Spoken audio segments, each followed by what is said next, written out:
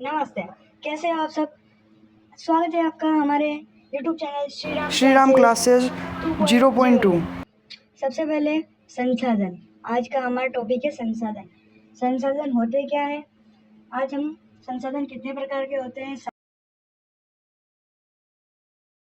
वस्तुओं के बारे में चर्चा करेंगे। मैं आपको मेन नोट्स बताऊंगा, बाकी आप किताब को पढ़ के हमेशा मेन नोट्स ही आते हैं एग्जाम में। संसाधन मूल्यवान होते हैं। मूल्य का अर्थ महत्व होता है। कुछ संसाधनों का आर्थिक मूल्य होता है, ठीक है। अब पेटेंट, इसका तात्पर्य किसी विचार अथवा आविष्कार एकमात्र अधिकार से है। अगला है संसाधनों के प्रकार। सामान्यतः संसाधनों को प्राकृतिक, मानव निर्मित और मानव में वर्गीकृत किया गया है। प्राकृतिक संसाधन वे संसाधन जो प्रकृति से प्राप्त होते हैं, प्राकृतिक संसाधन कहते हैं। और बिना किसी मेहनत के जिनको उपयोग में लिया जाता है, जैसे कि वायु है। वायु को हमें बनाना नहीं पड़ रहा है, हम सांस लेते हैं। नदियाँ, झील हमें जल देती है। मृदा और खनिज, ये सभी प्राकृतिक संसाधन है। प्राकृतिक संसाधन भी अब दो प्रकार के होते हैं, नवीकरणीय, अनवीकरणीय संसाधनों में विभाजित किया गया है। नवीकरणीय संसाधन वे संसाधन जो शीघ्रता से नवीकृत अथवा पूरित हो जाते हैं। इनमें से कुछ असीमित है और उन पर मानवीय क्रियाकलापों का प्रभाव नहीं होता, जैसे सौर ऊर्जा, पवन ऊर्जा। अब सौर ऊर्जा जो पवन ऊर्जा है, उसमें अपन कुछ भी करें, उनका कुछ प्रभाव नहीं पड़ेगा। ये नवीकरणीय, ये नहीं कभी समाप्त हो सकता है, नहीं कुछ हो सकता है।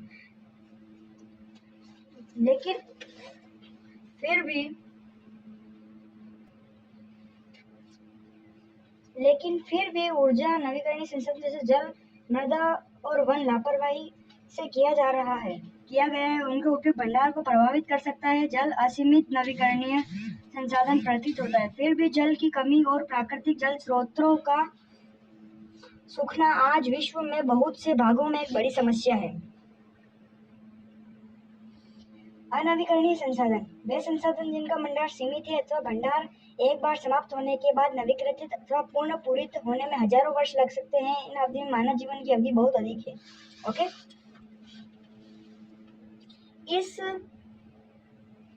इस प्रकार के संसाधन अनवीकरणीय कहलाते हैं। कोयला, पेट्रोलियम तथा प्राकृतिक गैस कुछ उदाहरण हैं।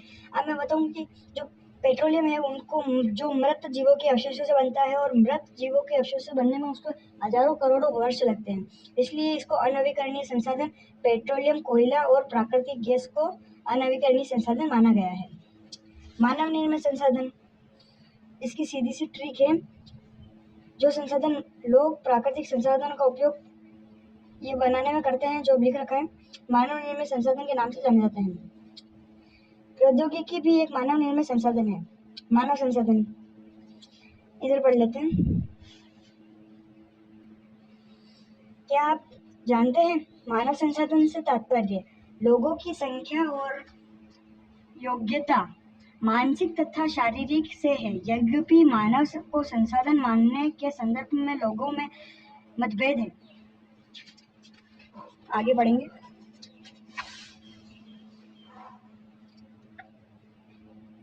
अतः लोग मानव संसाधन है। अधिकांश संसाधनों के निर्माण में समर्थ होने के लिए लोगों के कौशल में विकास करना मानव संसाधन विकास कहलाता है। संसाधन संरक्षण,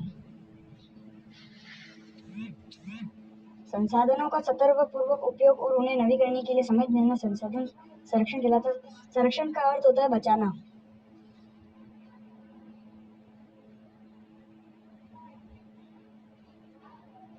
ओके। संसाधनों के उपयोग करने की आवश्यकता और भविष्य के लिए उनका संरक्षण, संतुलन बनाए रखना सतत पोषणीय विकास कहलाता है। अब हम सतत पोषणीय विकास के कुछ सिद्धांत पढ़ लेंगे। सतत पोषणीय विकास के कुछ सिद्धांत।